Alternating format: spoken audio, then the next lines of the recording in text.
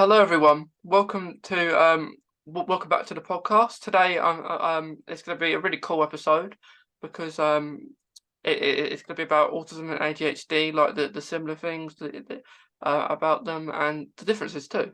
Because it's going to be really cool because it's kind of from England to Germany today, so it's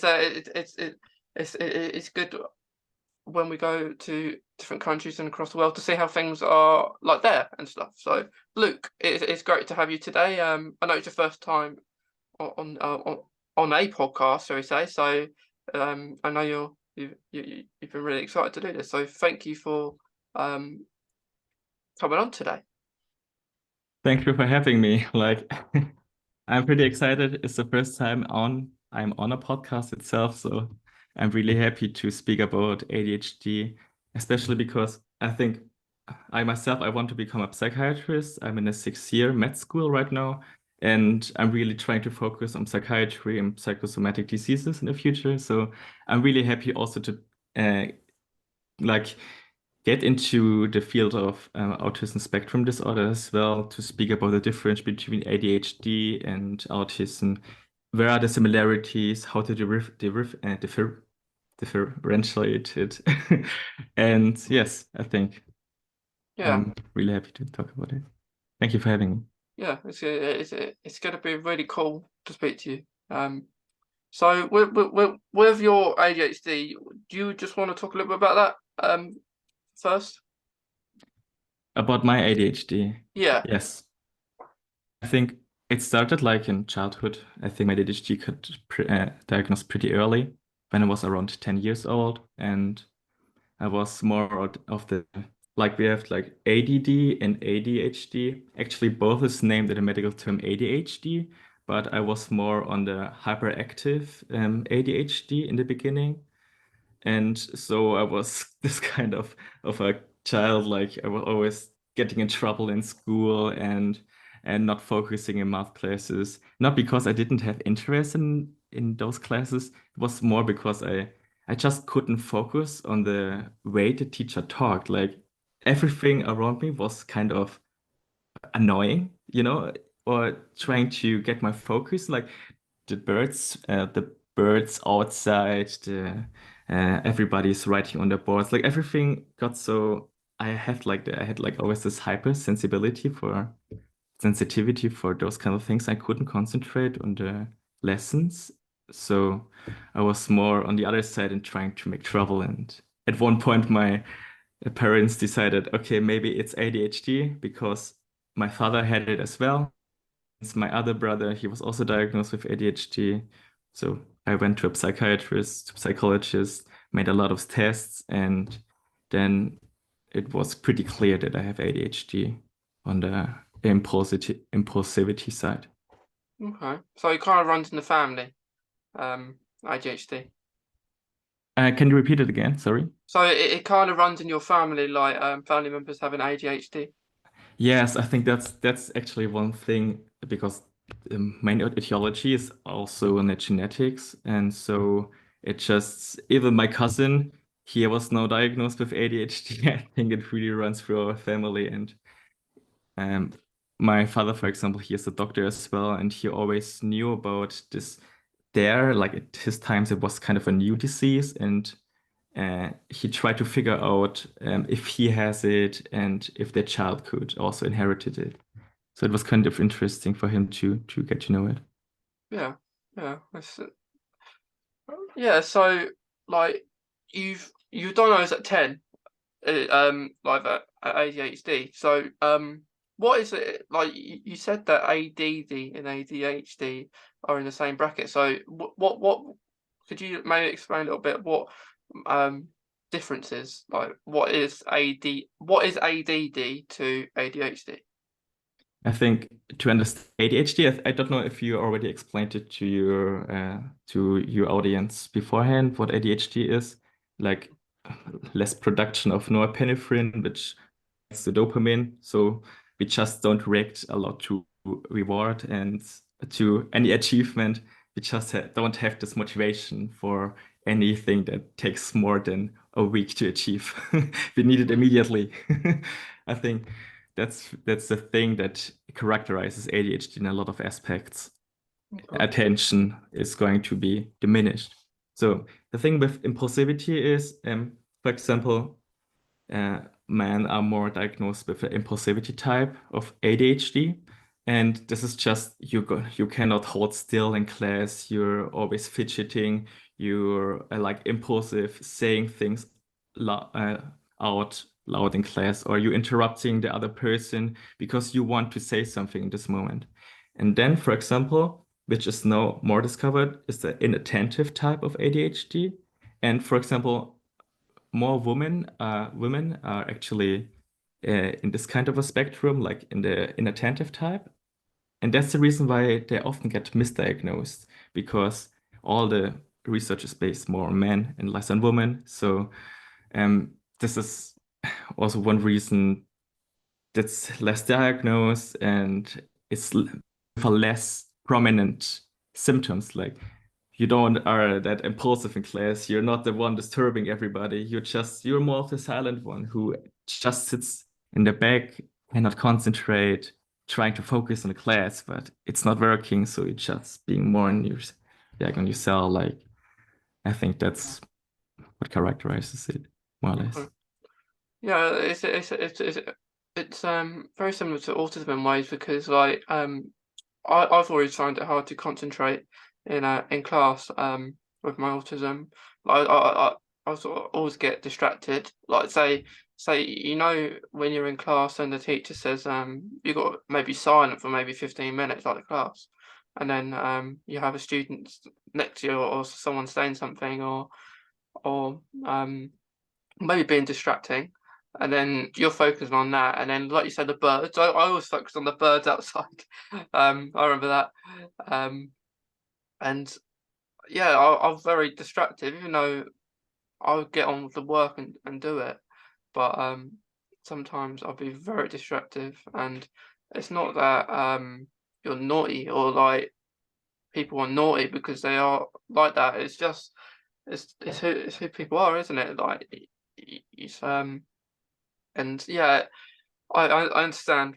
Very similar between the two there. Yeah, it sounds really similar, for example. I don't know how for example, this hyperfocus is working. If, for example, for ADHD, we have like it's so difficult for us concentrating. Like the focus is just so small because we don't get anything out. For example, if we want to do a task or homework, and then we don't get a reward out of it because we don't have like a dopamine reward after this, we just kept focusing on different kind of things, and that happens around us that for us has the similar level of giving dopamine. For example, our crush is writing us, and then we're looking at the text and we're like, oh my God, this is so amazing. And then we forget about the text that we should have written for the next day or something. I don't know. And how is it for autism? Is it like more about switching, like losing the interest for the task you're doing, or is it more on hyper focusing on different aspects that are happening?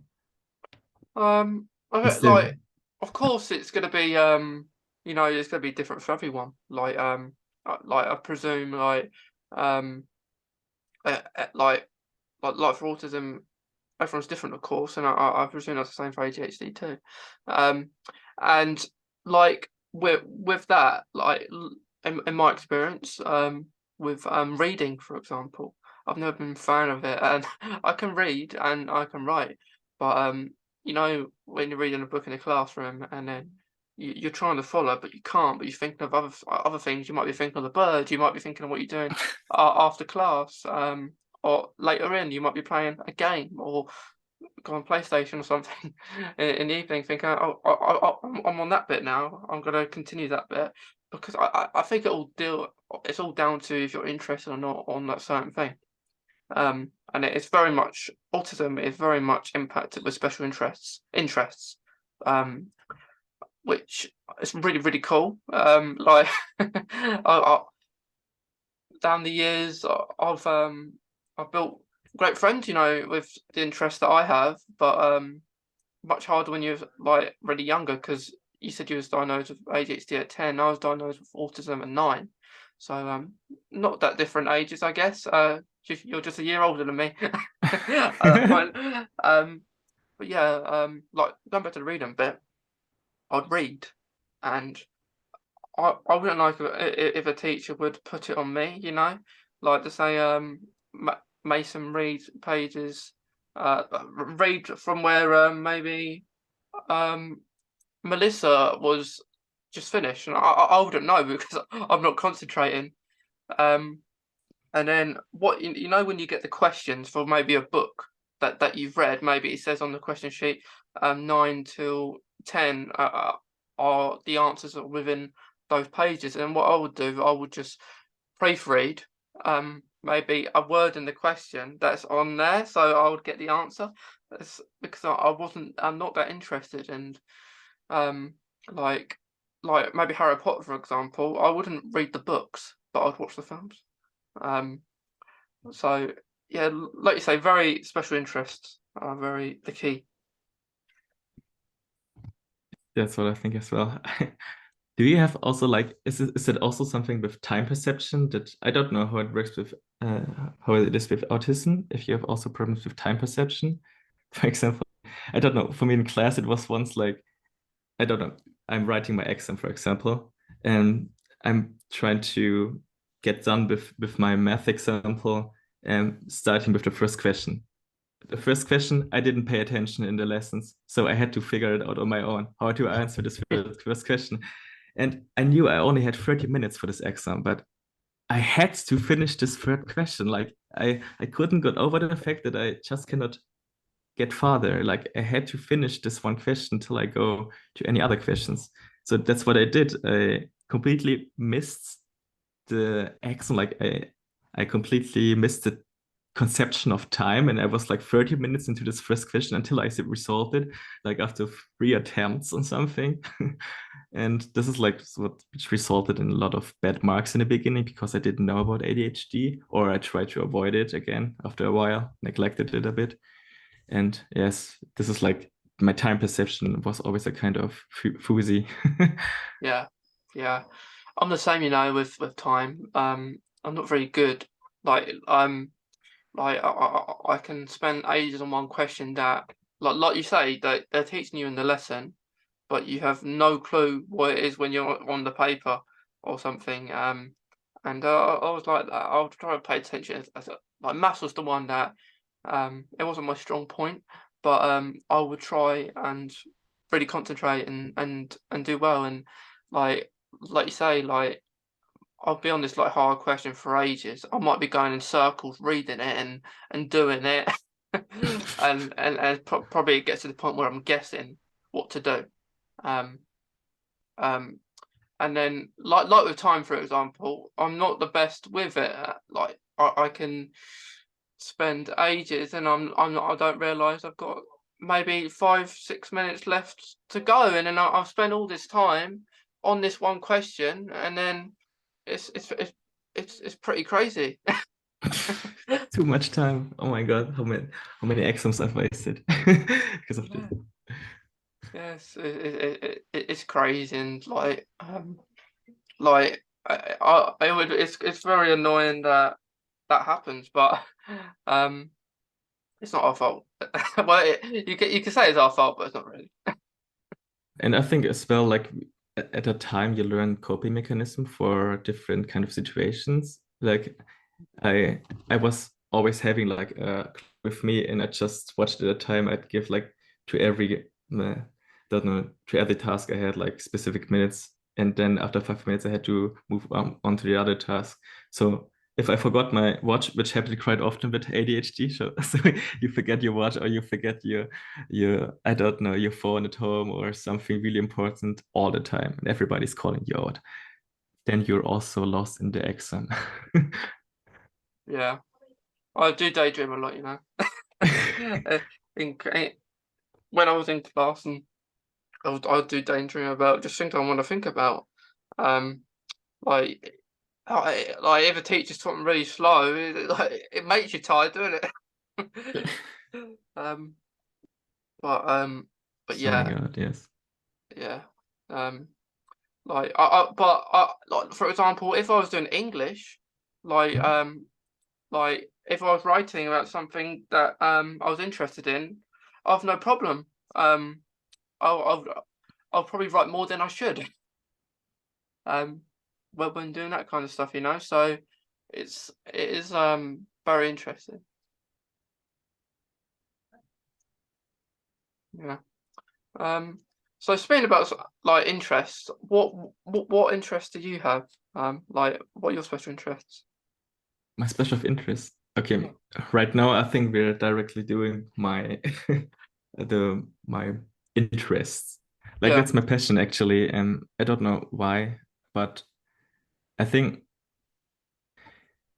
because I'm as well affected with ADHD, so the prejudice when you say I have psychiatrists, they're all like crazy themselves, and I won't like I'm not crazy. But I would say there's a specific kind of interest I have in ADHD that also led me into um I don't know, into knowing more about my brain. And so I was always interested into the brain, into how the brain works. It's such a complex organ.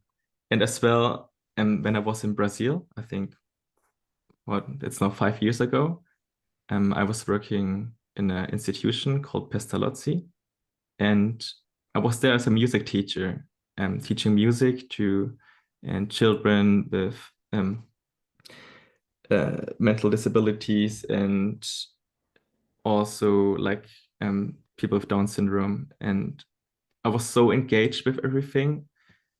And I really always followed the psychiatrist after a while just to know what they are doing. So that really sparked the interest into getting into the field of psychiatry, psychology, and yeah, this is like my one of my passions. Hmm. Mental health, like about the brain, doing research as well, and as well music. I love music. Music gets my interest as well. This is something I'm Yeah. I like music too. so it's more a common interest. And science, like I think in the beginning it was more difficult to learn about science, for example, math, because it was always like complex algorithm I had to follow, and I just didn't have the capacity to follow it through. And I didn't listen to the lectures and I just didn't listen to the lectures, so I had to figure it out by my own. Hmm. And I don't know, this kind of it was kind of difficult to get more into the field of math, for example, or into other fields I really was interested in because I just wasn't able to do it in the beginning. Yeah. Yeah. Like music is really important, I think, because like whenever I write something or do something, I have to it helps me keep concentrated because I lose concentration like really easily. Um, like doing something like that, and like if I'm writing, and I'll have to be interested in it. So although I am sometimes, I still lose concentration. Um, um, but yeah, music really helps me stay concentrated on a certain task. That's It's also what I'm interested like.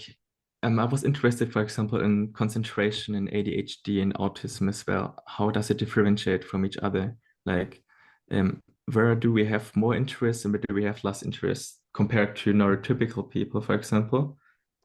For example, if somebody with ADHD is doing, or if I'm doing laundry is like on the spectrum for me that's going towards things I really don't want to do. So my execution dysfunction, which is just the ability to do tasks that even don't seem attractive, but you so the threshold of actually doing it is way lower for ADHD people. But if you really like something and you're passionate about the task you want to do, the threshold can be way higher. So in the end, you have like higher amplitudes for things you want to do in ADHD people compared to neurotypical, and amplitudes of things you don't want to do. And I don't know how it is with autism, for example, because the interests really are different from one person to another. And for example, you can be an opera singer, but on the other hand, you cannot maybe um, go on a call with somebody because you just cannot, you're not good in calling or calling of somebody else. I don't know. Maybe you can explain it to me how it is with the interest in autism. Yeah, like everyone has like similar, like everyone's gonna have a different interest. That's a good thing about autism, because everyone's different. It, like it does really impact autism. Does really impact people who are autistic. Does really impact special interests, and like for me, it does. Like I'll do my probably everyday life is evolved around my interests. For other people, some people have multiple, some people don't. Maybe you might have one interest that you like for a long period of time. Maybe that changes. But for me, it's always been the same things. Um, like football, Hmm. Doctor Who. Doctor So Who, yeah, yes. main two. They're the main two. Like sci-fi. I like horror as well, but gaming. So all that kind of stuff. But it's just really changed. Um, like I guess the more people try, the more people like. If you try new things, but it's always it's hard to try new things because you just want to stick to the things you're used to. And autism is based around routine for a lot of people. I don't know if that's the same. Like, if that is the same with ADHD, maybe you can say a little bit about that in a minute. But with routine, it's very impactful with autism. Um, like you'll have the certain thing that you like to do every day, or like of course things have to change. Like if you're moving school, like I moved school a couple of times, and then so I ended up going to a special school with people who have autism and other special needs too. So not just autism, but that's the first time I kind of knew people that who had autism too. Um, so yeah, it's based around routine quite a lot of the time, and special interests are the key things with autism. How does your routine, for example, looks like in your day? Like something you're doing every day and you cannot not do it, for example. It's just interesting to see how your routines looks like compared with ADHD. Yeah. Um, yeah, like you may like of course it's changed because of COVID the past years. Mhm. Because I mentioned before the podcast of my Crohn's, which well that makes me very vulnerable. So I had to change a lot of my routine. It was very changed because of the pandemic. So it was a bit of annoying. I had to change my routine. Um, so I was out and doing things more when before pandemic, and then now maybe not so much. Being still being very more careful. So at the minute, like maybe let's think of a day if I'm going to school, which is not right now. I've left school. I'll just like a scenario that what my Mhm. routine was like. So Yes, I would get up. Um, I would wake up. It always has to be the same time. Because it was any later, I would have been late. A couple of times I were, but yeah. So I have my phone on my stop clock. I have an Alexa as well, so I put that on and I always say Alexa off when I hear it, and then I go in. Um, it's really good routine at school because it's the same every day. Which changes as you get older because you'll do different things. So a routine like some people may not have breakfast. I do. I always have breakfast, always have lunch, always have dinner. Because some people don't have breakfast, do they? They tend to miss that out. Um, but I do because I think it's one of the most important meals. I think of the day, breakfast. it is. Yeah. Um, and and yeah, the occasional time I won't have it is if I'm really poorly or I'm on holiday maybe and it's a bit too early to eat. um, like if I'm going on a plane or my flight's at AM o'clock something. You'll probably be sleeping in the plane and but yeah, routine is very impactful. For some people it's not.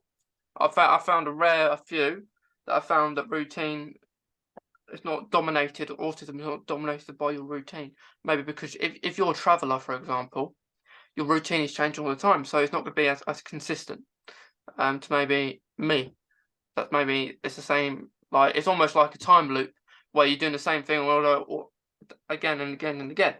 Um, so yeah, like what's routine like for you? I have always the feeling that with ADHD, it's a constant struggle to keep on with routine. Like, for example, what was the topic we were talking about it before with the interest, for example? Mm, Um, we with ADHD start to or tend to start something that we think that sparks our interest. For example, I have a keyboard here right in front of me, a MIDI keyboard, because I really want to become a disco jockey half a year ago or a year ago. And then I bought this expensive keyboard. And then I decided, like, after 3 weeks, I'm not interested anymore. I don't know where it went. I really love music, but my motivation just disappeared for it. And so we are just changing the pivot all the time. I have the feeling that we have like interest for something really strong. We want to do it. And then because of the lack of dopamine we get out of it in the long run, we just lose interest of it. And there are like tricks and tips how to keep the interest spark and how to be accountable for these kind of things. But this is things that predominates as well in the daily interests, what we have, but also in, for example, the routines. We really want to build up routines. For example, there's this new year resolution. When everybody's saying, "Okay, no, I'm going to the gym. I'm every day I'm going to the gym at 8 a.m. Then I'm having like I don't know, a meditation round, going to do breakfast, going to cook the entire week for myself. So I only have to keep it out or like put it out of the fridge and just warm it up." Like we have this insane image of some of a mm, change our lives. And when we actually started, we do it like 1 week or something, and then mm, we are way too overwhelmed, said to ourselves. And we are going back to the same state we were before. I think this is something that happens a lot. You build up a routine with ADHD, but after 1 week, you lose interest in this kind of routine or just forget about it because of the reduced working memory, for example. You just forget about different steps, about when you should wake up, time perception comes in a way. Like there are so different factors that actually hinders a lot of people with ADHD to build a routine. mm. So it's more of a daily struggle instead of we need it to function. Okay. Even if I think we need it to function, and if we have somebody who keeps us accountable, if we have the right framework, uh, a routine can be miraculous, like for people with ADHD. Yeah. Yeah. That's understandable. Like everyone's different, you know. Like everyone can have a different experience. I guess. But one thing I didn't like at school is you know, um, if person was um been like they may have ADHD, and they may be a bit more hyper, than other people, and they would think that is them being naughty when it's not. It's just them being hyper because maybe out of their ADHD. So I didn't think that was fair. Looking back now, because at the time I wouldn't have known maybe much about ADHD then. Um, but yeah, it wasn't. It didn't seem like it was fair on them. And in my experience, that like as well, people maybe who are more good um in class would get picked on and asked to answer questions and stuff. So yeah, it wasn't that fair. Um, so scenarios like that. Yeah, that's I completely understand. We also like always, I think always like also labeling people with name like you have or don't act like this, you have or do you have ADHD? Like this is something that really affected me always, kind of. Mm. It's like you're not even knowing what it is, but throwing around these terms, it's just I don't know, this disgrace and yeah, not respectful at all. And but children, there's so it's also important to raise awareness, I think, Yeah, for parents. Yeah. yeah, yeah. Like, I guess another thing with routine, like with autism, special interests evolve from that kind of certain routine because I've had I've liked Doctor Who since I was 5, so 2005. um, which is pretty crazy to think about because we're going into 2023, not long away really, and it's pretty crazy that you can have a special interest that lasts for that long, and it probably go on forever, I guess. But um, yeah, but it's like yeah, it's cool. Like you like music. Music involves around a lot of things, not just Spotify or stuff like that. And you can watch a film. Yeah, I always have an app called Shazam where it identifies a music if you're watching something, and then I can put it on afterwards and listen to it. So, um, yeah, music evolves around a lot around our lives, I think. Yes, I think there's also something like find new sparks also with people with ADHD in the field of your interest. If you're maybe losing interest in one part of in the field of your interest, maybe change the pivot, go to something else that sparks the joy again. Hmm. Listen to the other kind of music, something different. It's a whole Yeah. variety of your interest. That that's a thing with music actually. Like I'll listen to this one song over and over again. Um and then I won't, and then I'll go on to another song and listen to it over and over again. But it has to it's like for a while. Like after the podcast I'll put a nice soundtrack I listen to all the time. um and I do that because it just keeps me concentrated, keep me calm. When I listen to certain music, it's almost like I'm there, I guess, in a place where maybe the music is taking place. So it's really cool just to kind of I guess relive an experience that you're listening to. But yeah, like I'm not totally understand what you mean. Like you have this concentration maybe. It goes all back to concentration, I guess, with a certain interest, and then maybe you won't be as interested in it anymore. And yeah, with the it takes us to another place, for example, what you mentioned, for example, with music, and combined with the idea of interests in focusing. I think this is something that also helps me a lot if I just understimulated for a specific kind of tasks to put on some music and not too overstimulated, stimulative, but something that keeps me in the environment, in the mindset of, okay, this is my space now.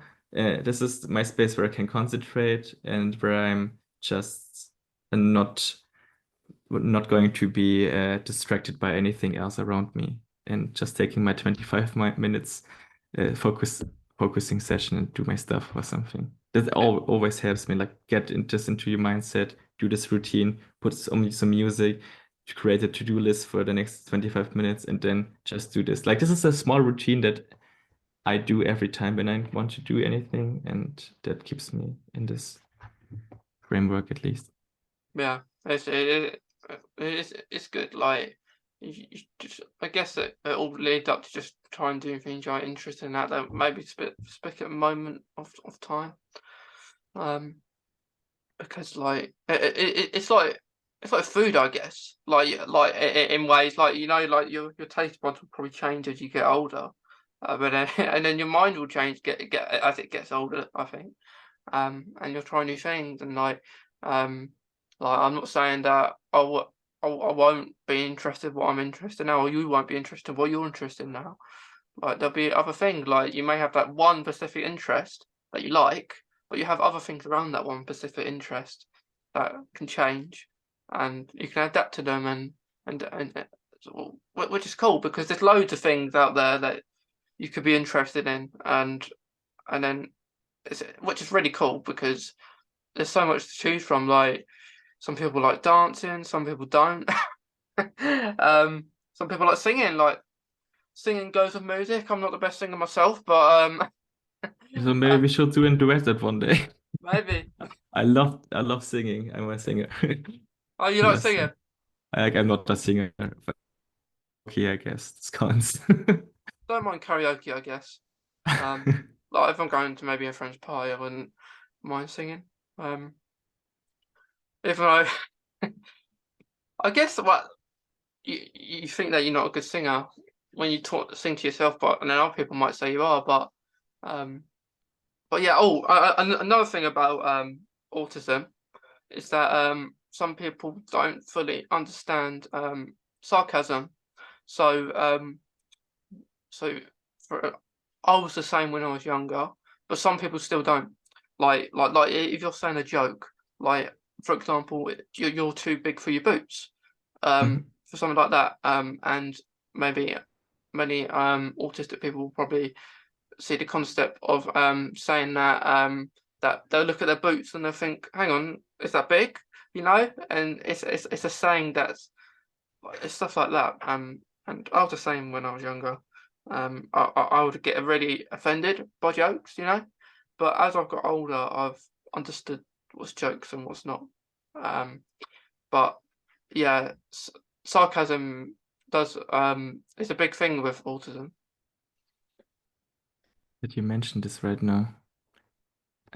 This is like it's really interesting. Like it's just like the understanding you not about understanding the joke, about the other aspects of the joke that are meant as a joke and not literal. It's like more perceived as the literal saying of the things that are in the joke itself Hmm.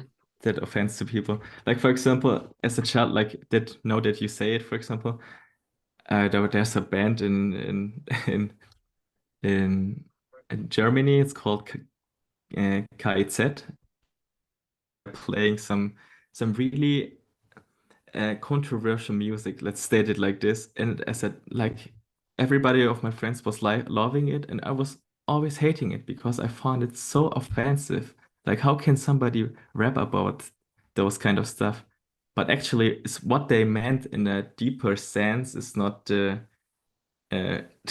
not being offensive, but being counteractive against the offensive uh, point of view. So I think this is like something I didn't get. Yeah, Uh, yeah, it is like like it's different, you know. Like now with diagnosis, I guess with autism. When I was young, um, when I was diagnosed, I don't often remember a lot, but I know people around my age were getting diagnosed about my age, you know. But now as I'm 21 now, so I see other people getting diagnosed older than me and stuff like that. So like I think the research has gone a long way.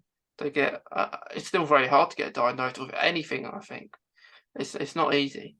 Like I know still as a person, some people do get misdiagnosed with things, and I'm just fortunate that I got diagnosed young, because I think when you get diagnosed young with like autism, you get you get support. Like I was in mainstream school, then I went to special school, and I guess it helped that I was autistic to get that support. Um, because you know what they say, like you said earlier, like with ADHD, like you don't people say you don't look like your diagnosis, but what are you supposed to look like, you know? Um, because everyone's different, everyone looks different. We're not all gonna look the same. Like like our eyes aren't all gonna be the same color, for example. It's just things like that. So yeah, It's like we have the image of of somebody who looks like he could have autism, like we have who look like he could have ADHD, and everybody is sorting them in and comparing with it. And we are just like, this is like not true representation of what it actually is. Mm. And this is also one thing why the misdiagnosis is happening, for Yeah. sure. Yeah, and like more people understand, I guess, even if they just did a lesson in school, one lesson maybe about this kind of stuff, um, just to, and then people, as they get older and they decide to work in the work field they're working in, for the people who do the diagnosis and do all this kind of stuff, they'll know what it is, what impacts it, um, just little things like that. So, still a long way to go with the world of neurodiversity, I guess. Um, but yeah, it's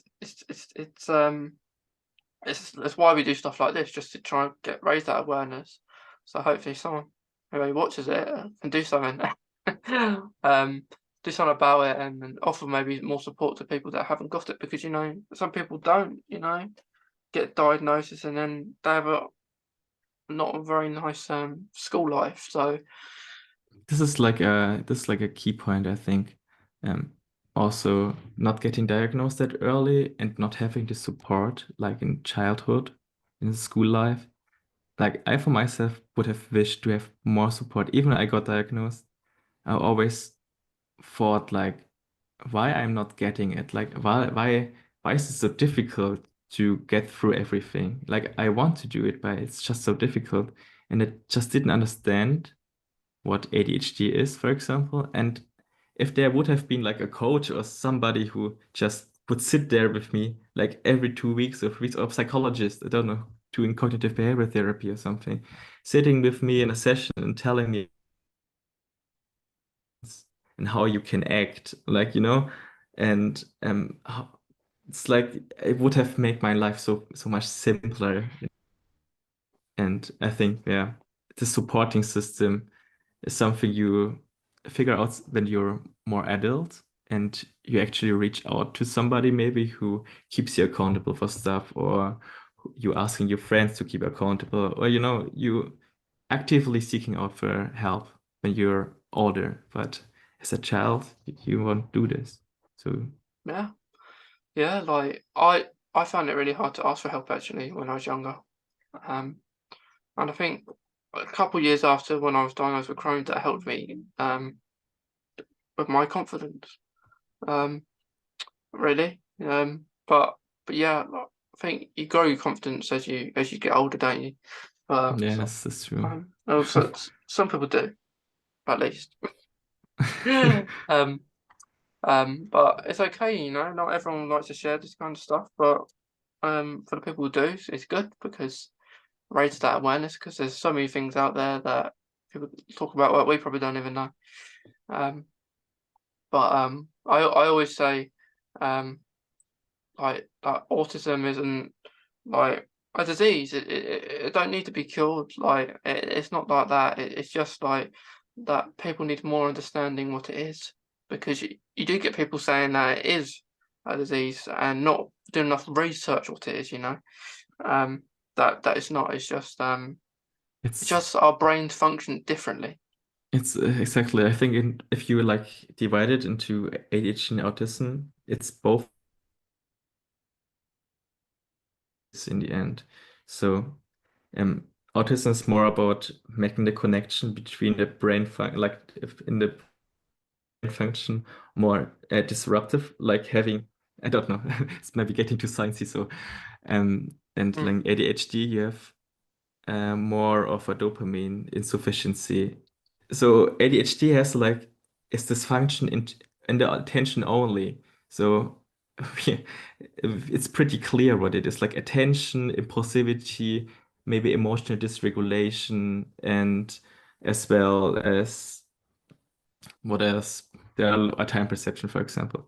And autism is like attention is one aspect, then there's language, then there are like concentration, focus. Like autism is like the rainbow where ADHD has its place as well, but it's mm, not only focused on ADHD. So it can happen that you have autism with this rainbow, But here at the ADHD part, like at the attention part, you're way more prominent and you have a lot of difficulties with the attention part as well. Not only because you're maybe hyper focused on doing it perfect, but you're also having like a decrease of the dopamine, and so it can happen that you have both, for example, as well.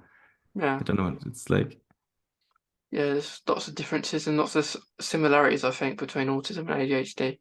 mm, Um, but um, but yeah, Luke, it's been really cool speaking to you about music, about special interests, about ADHD and autism. I hope you've enjoyed it.